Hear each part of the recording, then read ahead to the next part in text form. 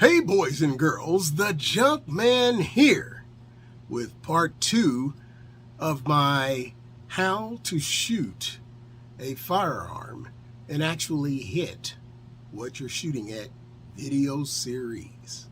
In this video, we're going to actually get into the handling of a weapon, how you are supposed to aim so that you can hit exactly what you are shooting at.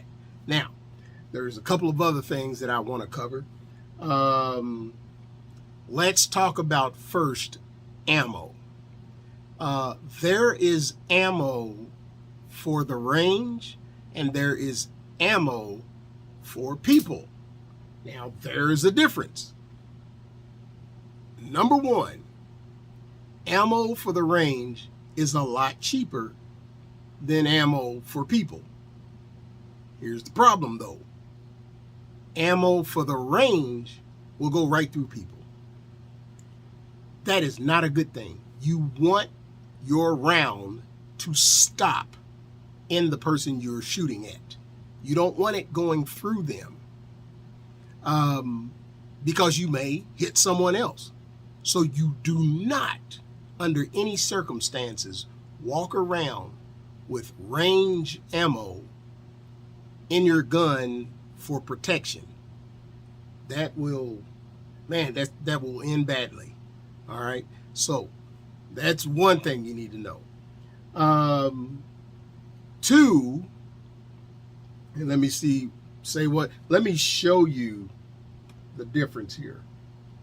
Here is, I want you to see, I'm using some hollow point rounds. As you can see right there, the front of that round is hollow. And the purpose of that, what happens is when you fire that round, it acts as I would say a hand. It opens up as it's traveling through the air. So when it hits, it's going to cover a bigger area than say a target practicing round when it hits you. That's going to help it stop, but that's also going to give it some knockdown. All right, because you're getting hit, instead of just little bitty hole, you're kind of getting hit with a little mass there, and that's going to wake you up. All right, so that's the reason they do that. Now, let me grab my ammo can. Y'all know how I don't like to edit anything, so let me just hold on a second. Okay, get my ammo can. Yes, sirree. And let me grab some ammo out this bad boy. This, let's find it here.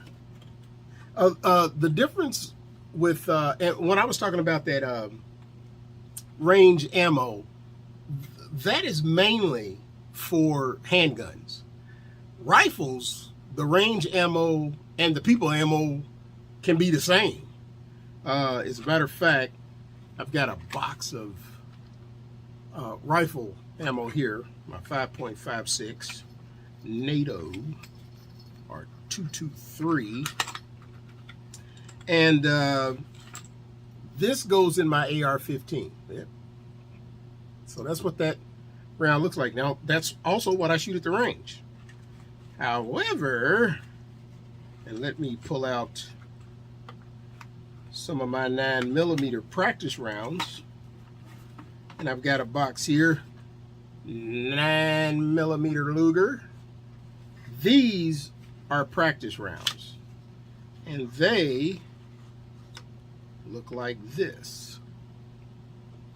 That's a practice round. That's for shooting at targets. Okay? So it's not a hollow point. But, like I said, you don't use this on people because it could go right through them and hit somebody else or hit something else, and that is not what you want to happen. So range ammo, people ammo, there's a distinct difference. There's a cost difference involved, and you need to know, you need to understand why you don't walk around with target practice ammo using it for self-defense. Don't make that mistake. Okay, so there's that. Now, let me take my weapon. I use a pedal holster. I'm real crazy about this holster because when I draw, lifting up like this, I done details my car so many times, ball and socket joints be wore out. So I don't like this lift up action. I actually come out the back of the holster like so. So I come out and then come right back up and point at my target. But the thing about it is, remember when we talked about indexing? As soon as I hit my holster with my hand, that index finger is taking that puppy off. It unbuckles it, and then I come out the back. It's kind of a little difficult to do without it being on me, but I come out the holster out the back. I don't draw out. I come out the back, and then I can come right back up with my weapon. Now, let me make my weapon safe. So the first thing I'm gonna do is I'm gonna drop the magazine.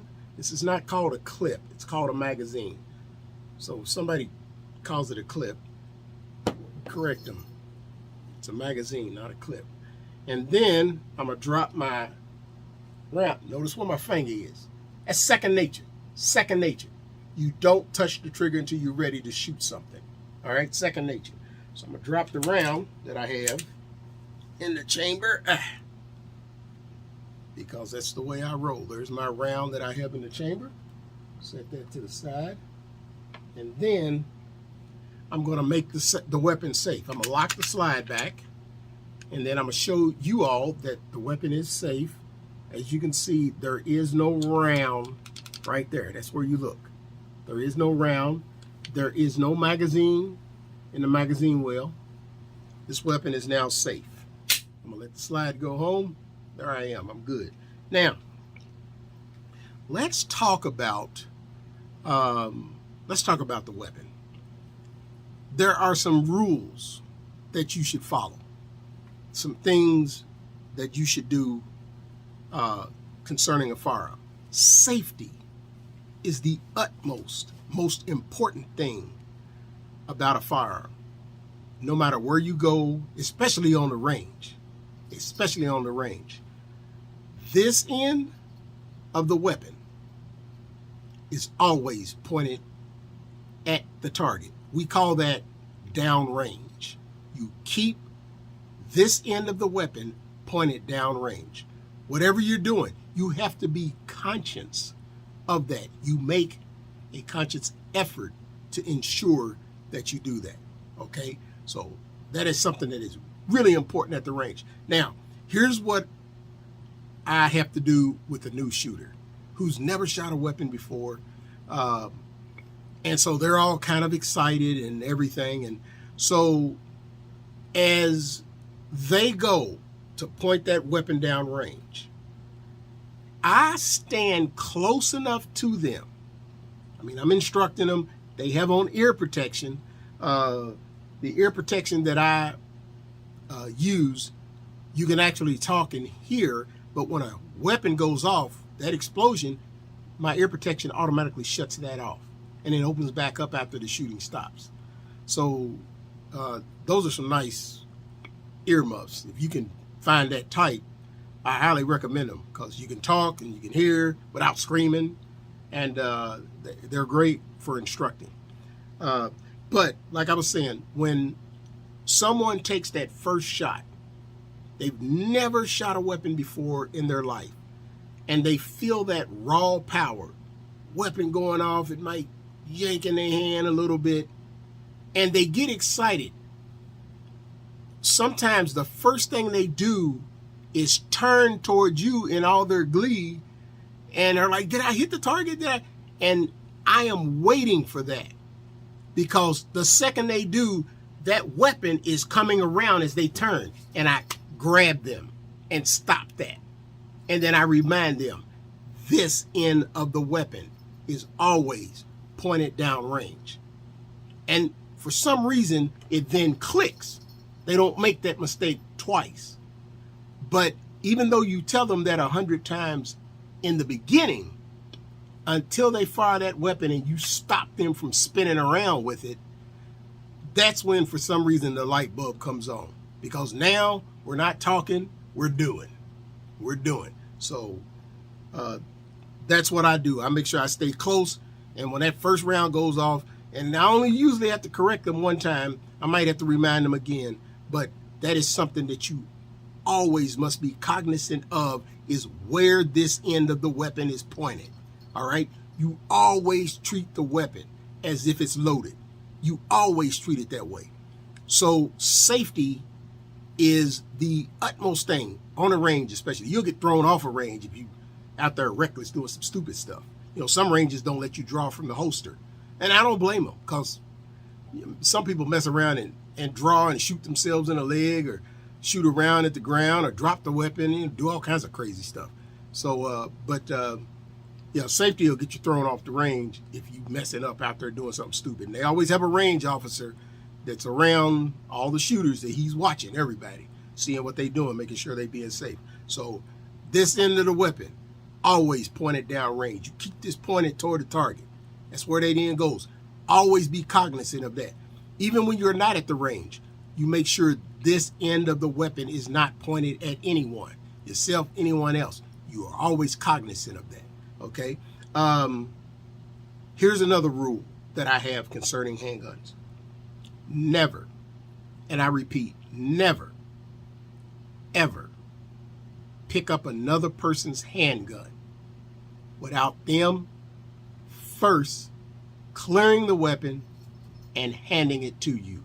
You don't walk over and pick up someone's handgun. You don't know anything about their handgun. I know on all my 357s, I had them all, the trigger worked on them, so the trigger was real easy to pull. Now, you get somebody walk over, pick up a gun, or pick up a handgun, and mess around, and they not indexing, and mess around and pull the trigger because it's real easy to pull, and blow a round off. Mess around and kill somebody doing that. So, and then I ain't really cool with somebody touching my handgun anyway. So, for safety reasons, I want to make sure the weapon is safe and cleared before I hand it to someone else. So, you never go around picking up somebody else's handgun. You make them clear the weapon first, and then both of you all look at it and verify that it's clear. I do this all the time, especially at the range. I'm fully loaded. I got my round in the chamber. And if I have to unholster my weapon for whatever reason, I and the clerk might be having a discussion about something, and so the first thing I'm going to do is I'm going to clear the weapon. I'm going to tell him exactly what I'm going to do. I'm going to take the weapon out the holster. I'm going to say I'm going to clear the weapon.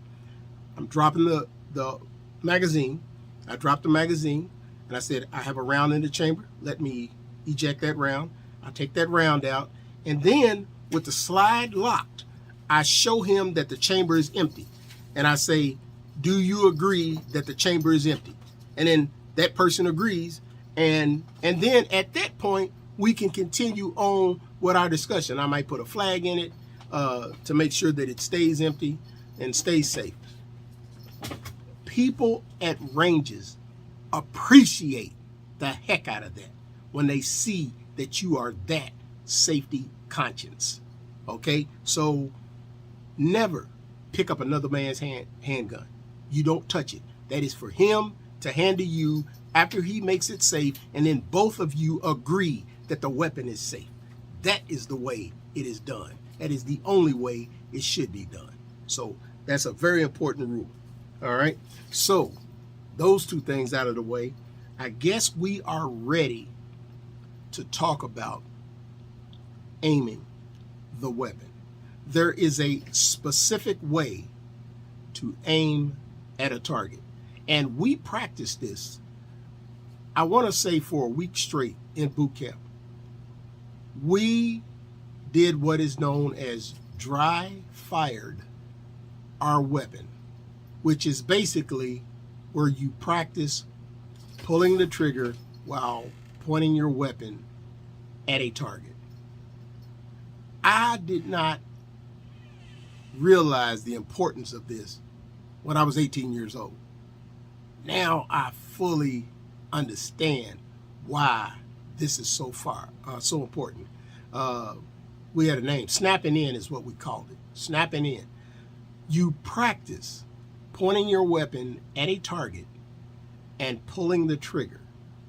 And every time that trigger clicks, first of all, that should be a surprise.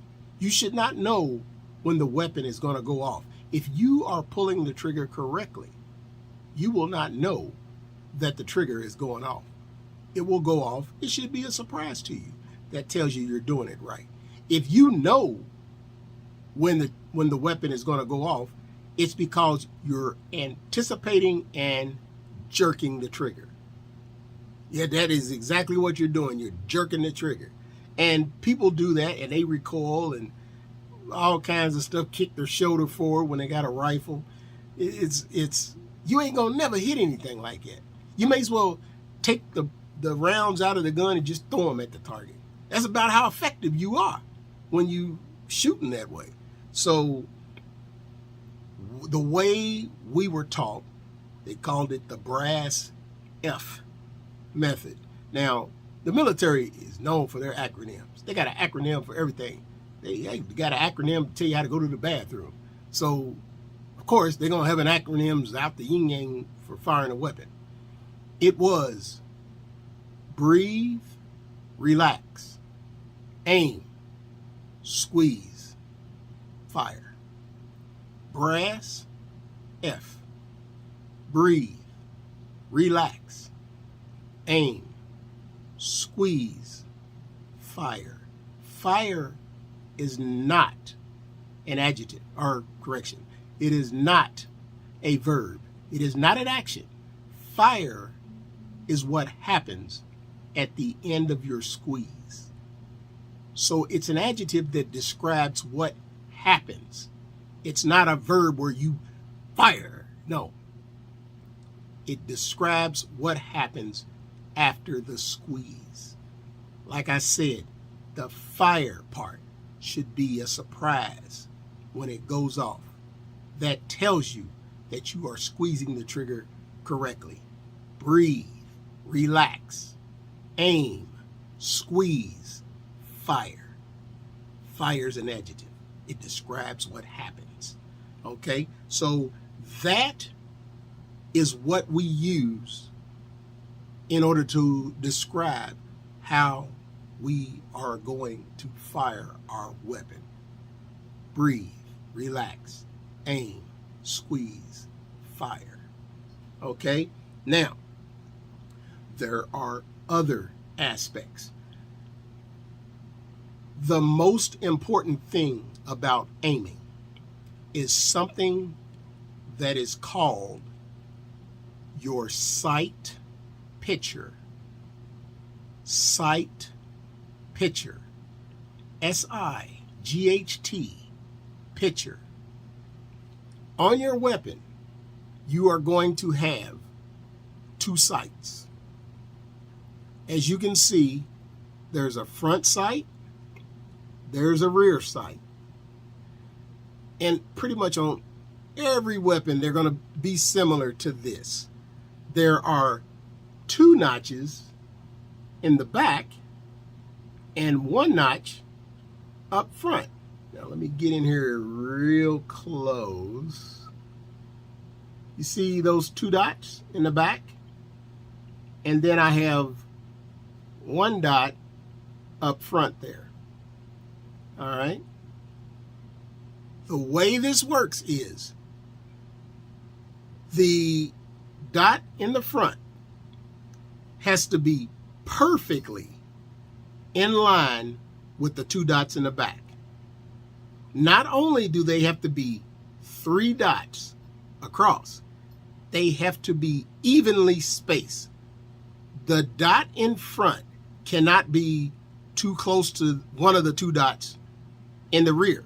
It has to be dead center. Now, not only does the dot in front have to be dead center and level with the ones in the rear, it has to be exactly the same height.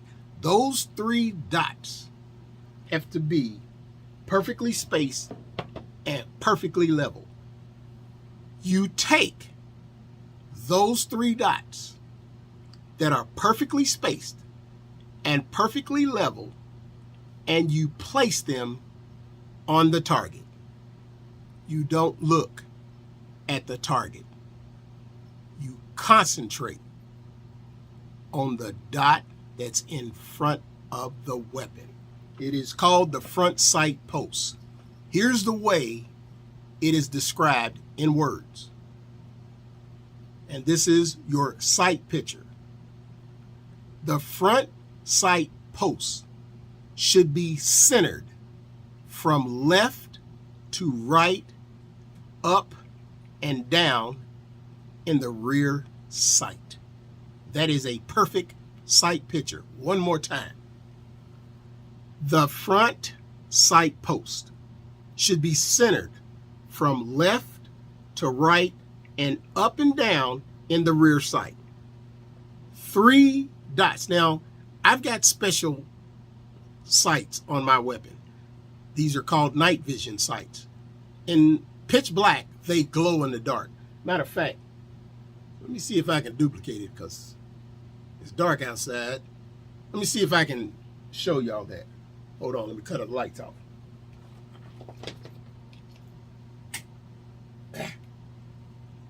Well, my computer monitors are on.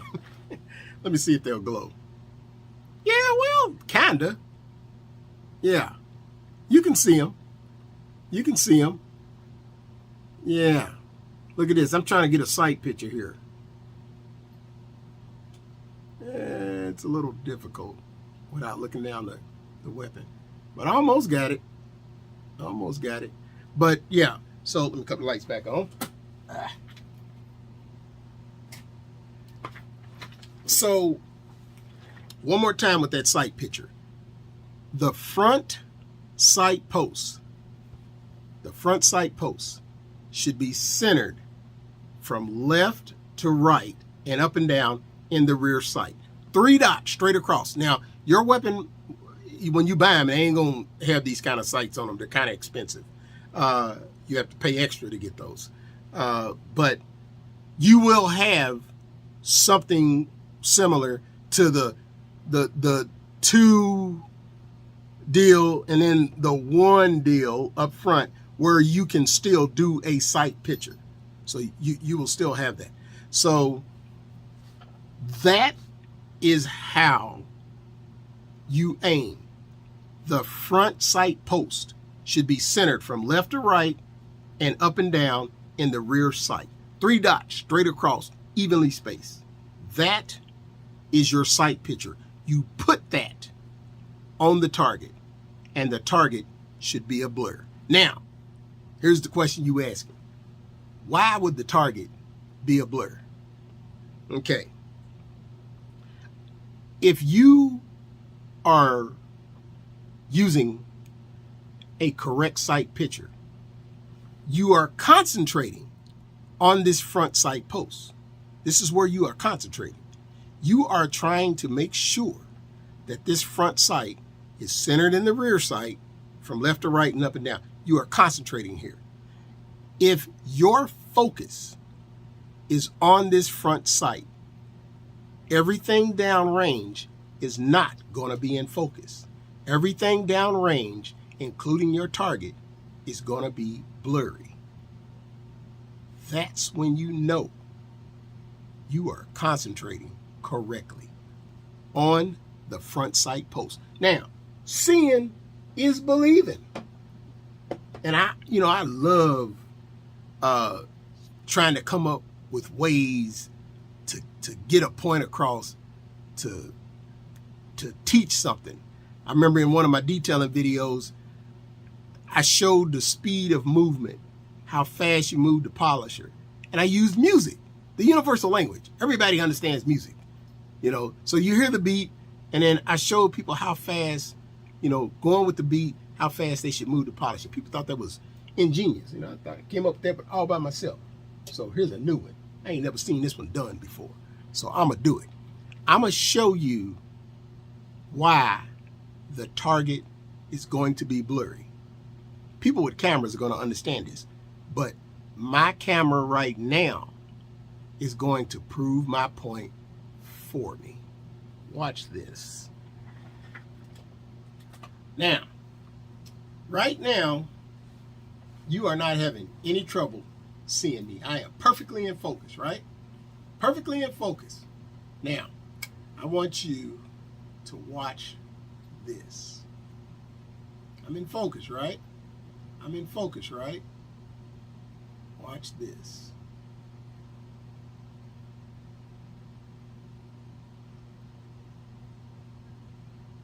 See what the camera did? Look at where the camera's focus is. Look at how out of focus I am. Look at that. The camera is focusing on my back scratcher. It is not looking at me anymore. It's focusing on the back scratcher.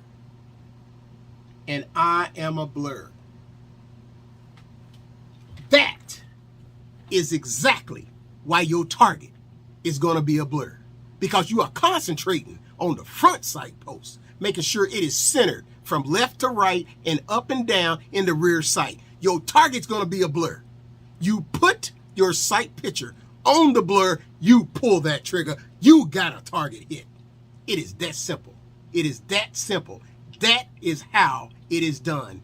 That is how you get a sight picture and hit the target every freaking time. It works like a charm. I've been doing it for years. Works like a charm. That's how I became a pistol and rifle expert. Now, this is not combat shooting. I ain't talking about combat shooting. I'm talking about target shooting. Hitting a target every time. That is how it's done. You concentrate on the front sight post, making sure it is centered from left to right and up and down in the rear sight. Put that on the blur, pull the trigger, booyah! You got yourself a target hit. It is that simple. And the target all of a sudden gets really big when you have a perfect sight picture. That is how it's done. You can do a Google search right now for a sight picture, perfect sight picture, and you will see diagrams that show this exact thing, exactly what I'm explaining to you right now. You will see that out there. But seeing is believing, and that's why I used the visual aid that I just used, because it showed you exactly how it's supposed to be done. I didn't have to do anything but let the camera concentrate on my back scratching, and all of a sudden I became a blur. It is that simple.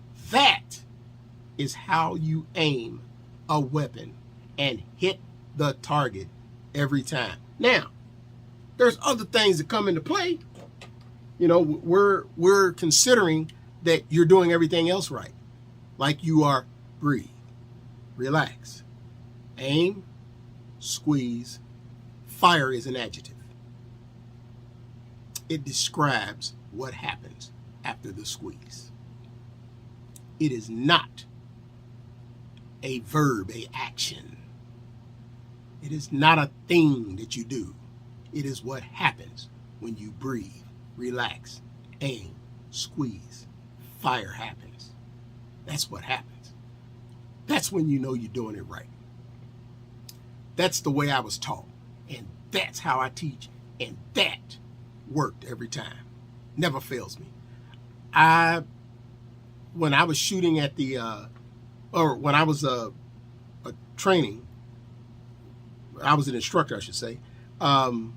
Every Friday, after we finished qualifying the Marines, because Friday was qual day,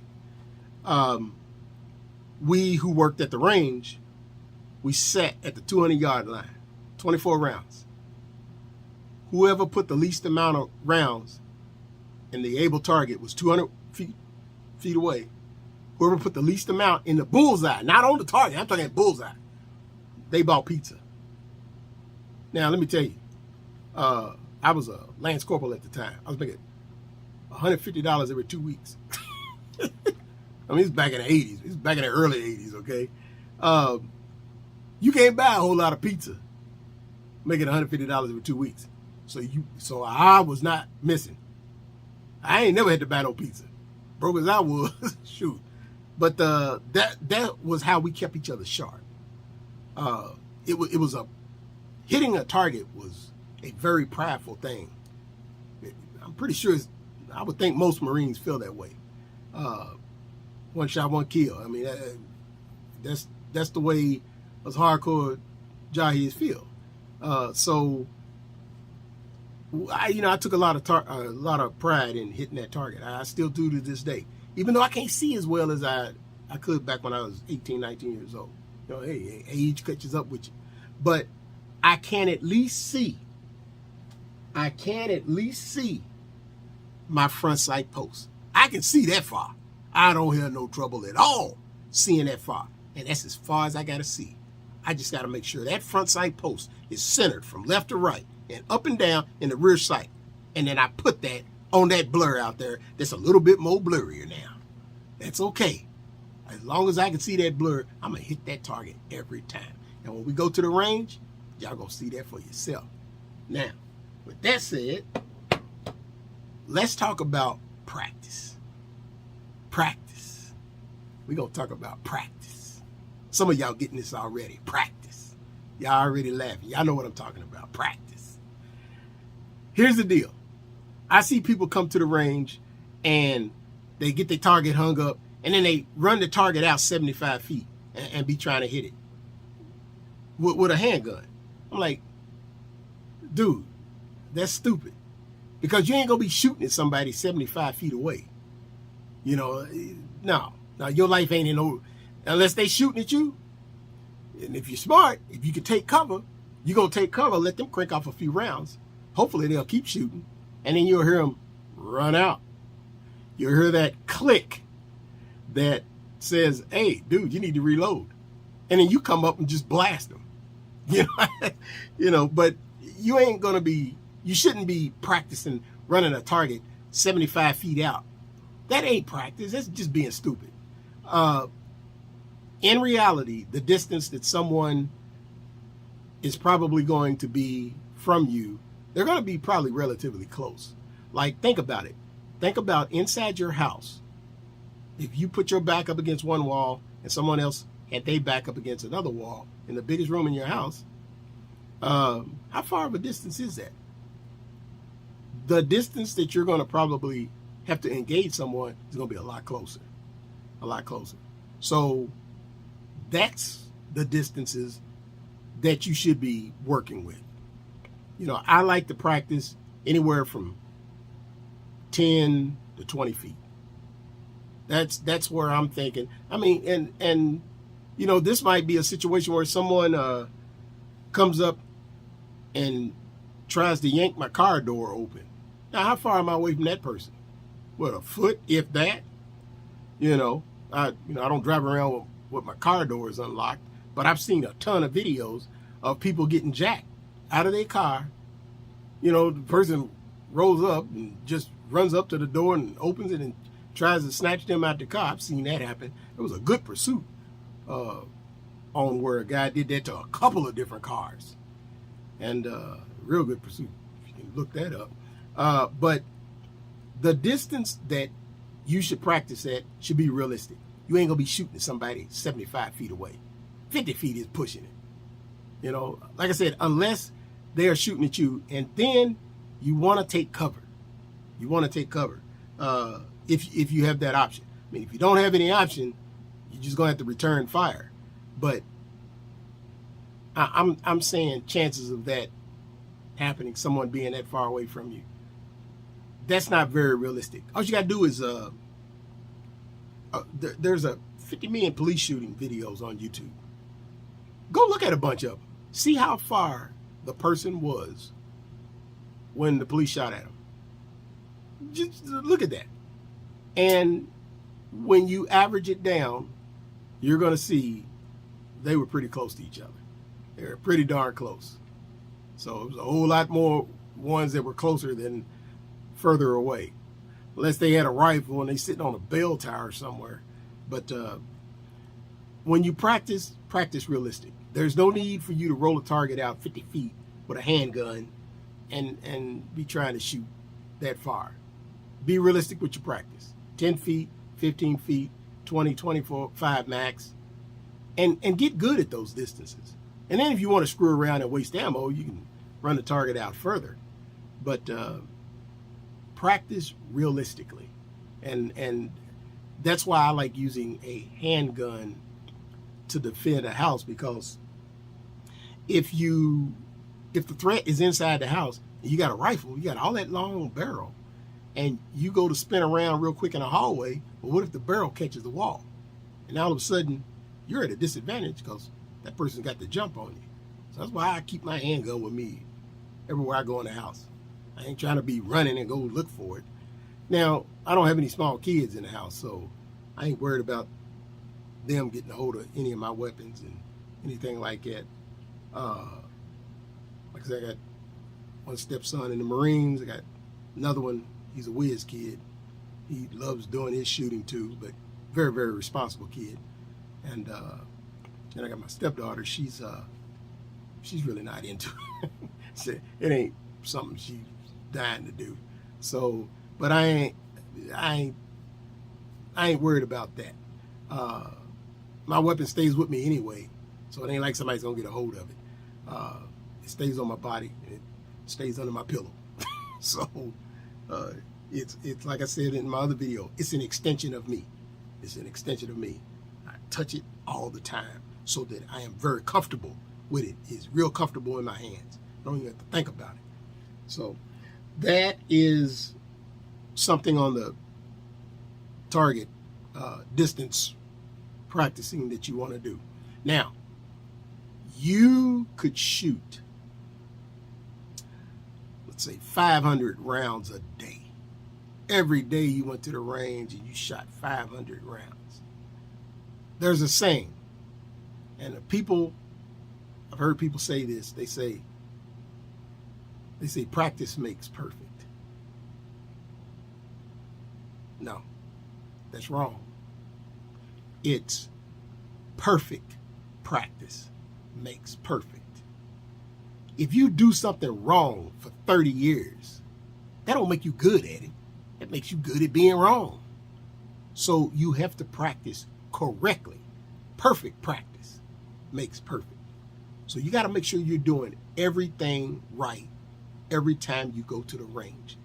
That is how you get good at it. Perfect practice makes perfect.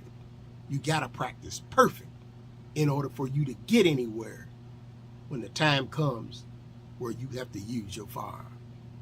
Perfect practice makes perfect. Okay? So that is about all that I'm going to cover in this video. 39 minutes went by fast. Well, it ain't going to be 39 because I got some editing I got to do. I almost forgot. One thing that I talked about in my first video was these cute little guns. Let me explain that. Now, you see, let me see here. I should get a tape measure and show this. I got a tape measure sitting right around here somewhere. Y'all, you know, my gun shooting, I hate calling it a gun. Anybody that's seen Full Metal Jacket know why I don't like calling my weapon a gun. So for those of you who get that, I know y'all laughing. Y'all know exactly what I'm talking about. But it's a family show, so so I ain't gonna do that. Just go watch the movie, you'll find out.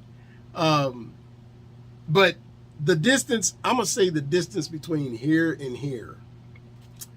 If I was to guess, I'd say 6 inches, 6, 7 inches. Okay, here's the deal. Now, if I wanted to shoot at something, I'm going to use it again. If I want to shoot something, now, if my sight picture is off, say my front sight is not centered. Maybe it's level. Maybe I got it perfectly level. I don't have it up too high or down too low. But if it's to one side or the other side, then that means I'm going to shoot to one side or the other side. So the distance between the front and the rear sight, the greater that distance is, the less off I'm going to be. Now, I know that sounds kind of confusing, but let me see if I can explain it, break it down to you here.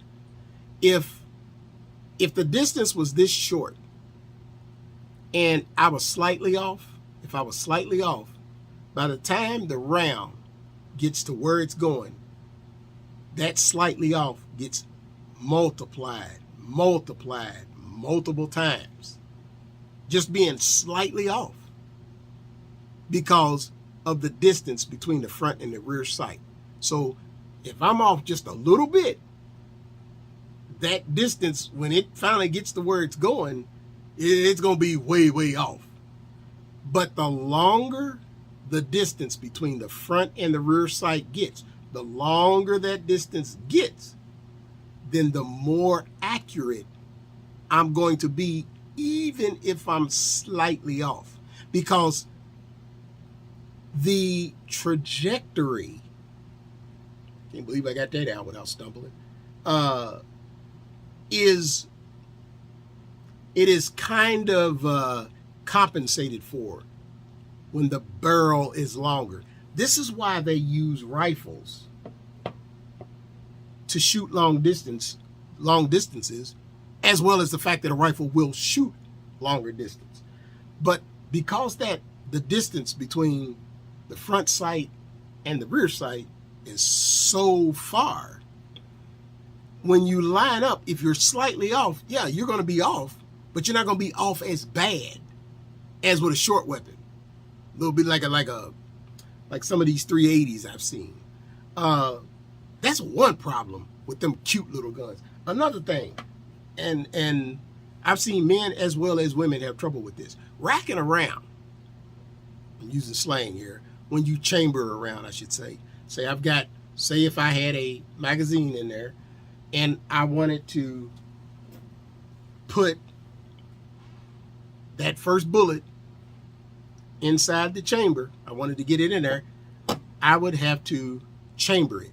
And to chamber it, I bring that back, I let it go. That picks up that first round and pushes it into the chamber so that I can now pull the trigger. Okay? So now, with a little 380, or these little cute little guns, this action here can be difficult.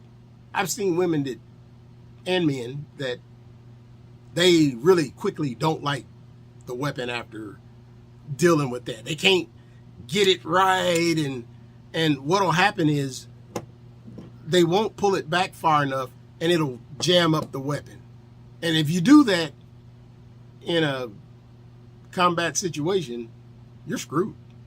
Because now you got to clear the weapon and drop the magazine maybe, and you got to go through all this kind of stuff while you're getting shot at. That's not good.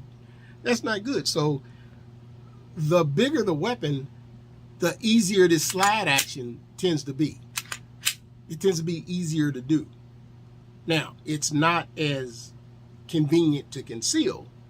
So again, these are things that you have to take into consideration. This is why you go to the range, you try different weapons, you see how they operate. All this stuff comes into play. There's decisions that you need to make when it comes to owning a firearm. And one thing that I touched on in my last video is cleaning. You don't fire your weapon and put it away without cleaning it. Every time you fire your weapon, you have to clean it. Now, you don't have to. You can just take it back home, throw it in a bag, do whatever you want to do. And then the one time that arises, where you need your weapon to work, it ain't gonna work. It's gonna be all gummed up and filthy. The one time that you needed it to be there for you, your weapon's gonna be like, you wasn't there for me. Look, you don't put me up all dirty. You know, I'm all dirty, filthy. How am I supposed to work like this? You gotta clean that weapon every time you shoot it. So you have to know how to take that weapon apart. Some weapons have little springs and stuff in them that when you go to take it apart, anything be gone across the room, you'll never find it. I mean, these are things that you got to know about whatever weapon you decide to buy. And like I said, my hands don't work as good as they used to. So even taking my weapon apart gets to be fun. Let me see if I can do it real quick here. Because what I want to show you is, first of all, let me lock the slide back so that I can show y'all again. It's empty. All right. And the reason I did that, nothing in the magazine wheel, because I was going to pull the trigger. So nothing came out, of course. So now I am going to disassemble my weapon now. But basically, let me show you what it is. There's this little pin, or not a pin, it's like a slide. It goes in the direction that slot that it's in. It goes in that direction. You push down. There's one on the other side of it too. Let me see here. Yeah, there's one on the other side of it too. There it is right there. So what you do is you push those two down. This whole piece slides forward. It slides off. And then the barrel, which you see sticking out here, let me show it to you. That's the barrel. That and a spring comes out. And then this weapon is disassembled. I can now it's ready to be clean. So it's real simple to do. I say for you people with perfect hands, it's real simple to do, to take apart. But that is something that you got to consider. Cleaning your weapon. You got to clean it every time you shoot it. You don't go to bed without this. And you know, I tell people the same thing about their cars. When they drive in the country and get all kinds of bug guts all on the front of the car, I say, you do not go to sleep with that stuff on your car, because that stuff will etch straight through the paint, through the clear coat, and it'll be there permanently. You know, but that's the way I am. I'm anal about certain things, and my weapons and my cars are two of those things that I am. One quick thing, people were asking me what this is on the front of my weapon. This is a flashlight and a laser. And depending, there's a little switch right back here. Let me move it. See that switch? You can hear it. That little switch, depending on where you put it, determines what comes out of it. It's either going to be a light, laser, or both. So right now, I've got it set for laser. Let me see if I can. Yeah, you can see that red. So that's laser. If I move it one click, it's going to be the light, the flashlight. And then if I move it another click, it's going to be both, the flashlight and the laser. So that's what this is. And that's the reason I carry the holster that I carry, because when it's in the holster, there you go. It's a whole lot easier to put the weapon in the holster when it's on your body. But when it's in the holster, it doesn't cover up the flashlight and laser. So that's the reason I have this holster. This is a Phobos holster. Some people don't like them. I love them. I love it. Plus, you see this screw back here? This screw? I can adjust the cock of the holster. I can adjust that with that screw and tighten it down. And so the canter, I guess would be the proper word. The canter of the weapon, when it's in the holster, can be adjusted with this holster. And it's made by Phobos. Let me, you can see the logo right there. Can I get it in focus? Yeah. So it's a Phobos holster. And these numbers up here tell you exactly what it is. There you go. So you've had time to pause the video and write that down. But I had two of these, one that you could canter and one that you couldn't. And I kind of went with the one that you can canter, even though once I set it, it's set. But I wanted another one like the one I had, but couldn't find it. So I got my backup there. But so I believe that is going to do it. The main thing that you should have been getting out of this video is how important your sight picture is. How important the front sight must be centered from left to right and up and down in the rear sight. You breathe, relax, aim, squeeze, the weapon fires. You are aiming at a blur. At a blur. Your focus is on the front sight. That is how you nail a target every time. If you master that, I guarantee you, you won't be smacking nothing but bullseyes. Nothing but. Nothing but. All right? So I believe that's going to cover it for this video. In the next video, we are going to actually be at the range. At the range. So I've got a military membership there, so I get to shoot as much as I want to. But safety, I cannot stress that enough. Safety is paramount when you're handling your weapon. Always treat a firearm as if it's loaded. Always. Always assume it's loaded. Always. And before you hand one to someone else, make sure you unload it, and then you have the person you're handing it to verify that that weapon is unloaded. All right? Don't be handing loaded weapons to people. Okay? So I'm going to take my rifle with me, my M16. Actually, it's AR-15, but this is basically the M16. That's what it looks like to me. I mean, identical. If we put them side by side, you wouldn't be able to tell the difference. But I'm going to take that to the range with me. I don't know if I'm going to do any videos on it because, for one, it's got a scope on it. And when I learned to shoot a rifle, we use what we call iron sights. That was the sights that came on the weapon. Those are the sights we used. We didn't have no scope. The only scope we had in boot camp was mouthwash. That was it. So when I saw, now in the Marines, they teaching them to use a scope. I was like, man, we didn't have no scope. Like I said, it was mouthwash. That was the only scope we had. So, but I don't know if I'll do much with that. We'll see if there's a demand for it, then okay, maybe. But in the next video, that's where we're going to be at the range. So hopefully this was informative for those of you who are watching this series. I am not a gun enthusiast. That is not me. My weapon is a tool. It is a tool of self-defense.